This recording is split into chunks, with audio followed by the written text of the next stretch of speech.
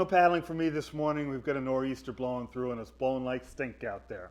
So instead, I'm in the shop and I'm going to be trimming the deck centerline. So that's going to be pretty much the same process I've shown you before on the water line, on the chine line, on the keel line. The only difference this time is we're going to be putting an accent stripe down that center line, and I want to center that accent stripe on the center line. So the edge I'm going to cut, I'm going to end up offsetting from the center line slightly to account for the width of the accent stripe. I'll start by just getting some of that hot melt glue out of the way along the center line. Alright, that way it's clean in that area. So I've got my little jig here, and this is my offset jig. So this point here is 1/8 of an inch off from the reference line here. And I've got a 1/4 inch groove in under here. So if I set this edge up against the far edge of that groove, this will end up being right in the center. Hard against the far edge of that groove, make my mark.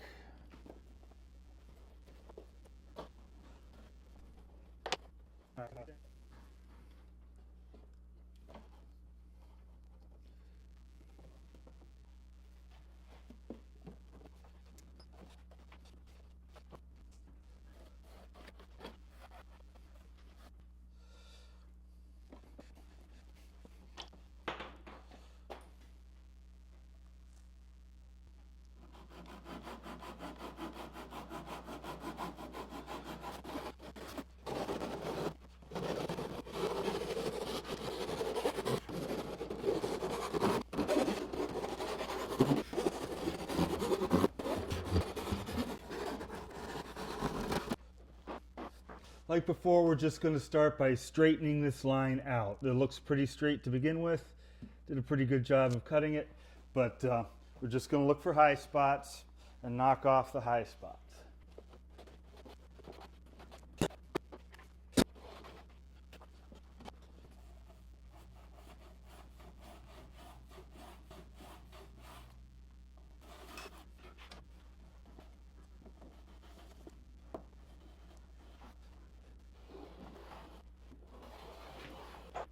Once I've got it reasonably straight, I can start adjusting the location. I want to get it right on that center line.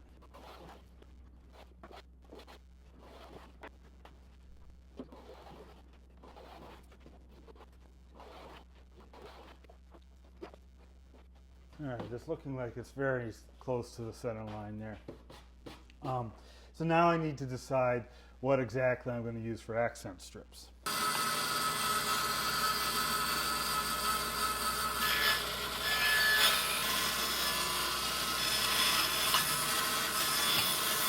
So my initial idea is just to stick a 1/16 inch strip of Alaskan yellow cedar down the center line, and that would make a really nice accent.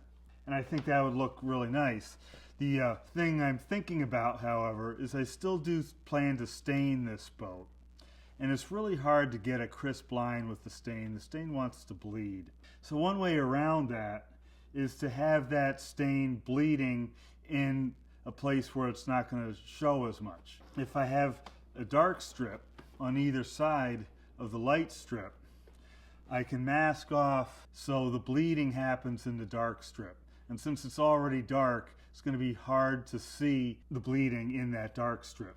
The stain will be a fairly close approximation to the dark color of the existing strip already. Any little gradient that happens in there happens in that dark strip, and with the hope that there's a nice crisp line between the light and the dark here.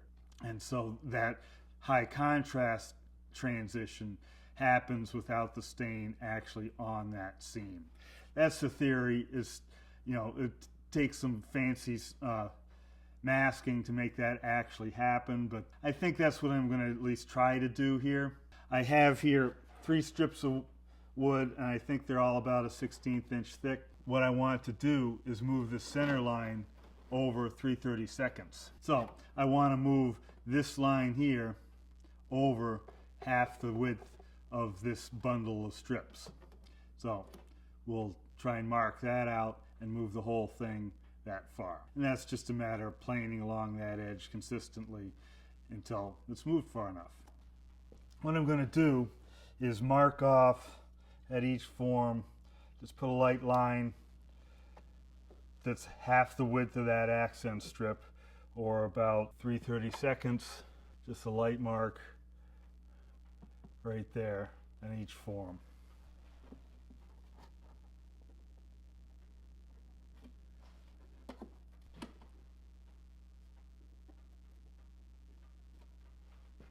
And that'll give me a guide as I move this whole line over with the side rabbet plane. So now with the side rabbet plane, I'll just run down along that edge. Each time I plane past it, it's going to remove a given amount of material, and I'll just keep on going until I hit those marks.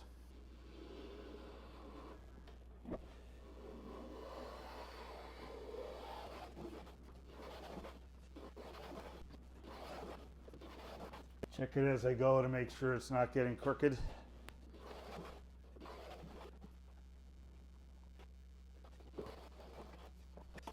That one's getting a little dull. I'm going to switch over to the Veritas just because it's sharper and I don't feel like sharpening it right now.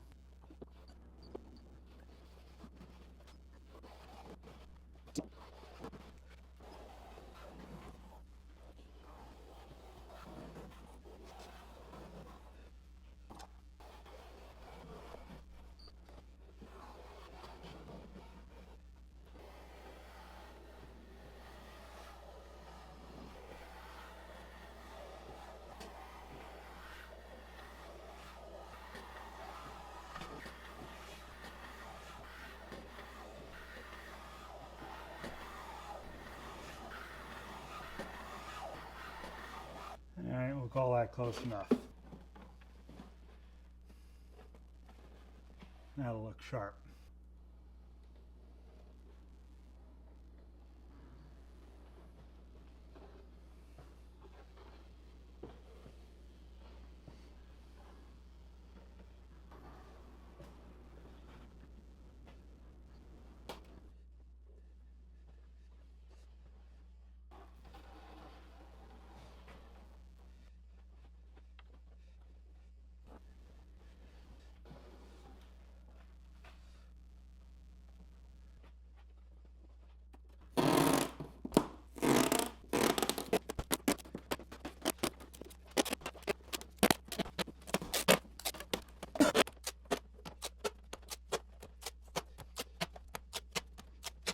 Looking good.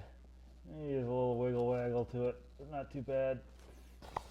So I notice this strip is, these accents are sort of peeled out at the bottom a little bit. I'd like to get it clamped more tightly together.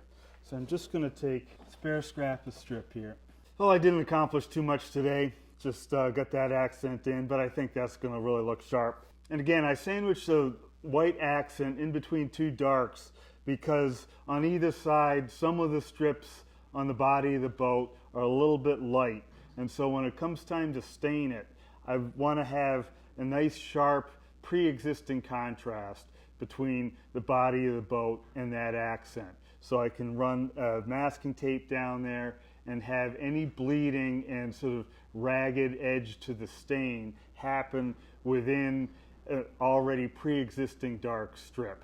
That way the contrast between the light and the dark will be enhanced. Tomorrow we'll be filling in the side, the remaining side of the front deck, and then we'll see when we get to the back deck. Until then, if you like these videos, give me a thumbs up. If you're watching a lot of these videos, hit subscribe. If you're impatient about what's coming up next, head over to my Patreon site. For a token support, you get access to the videos before the general public. Until then, thanks for watching and happy paddling.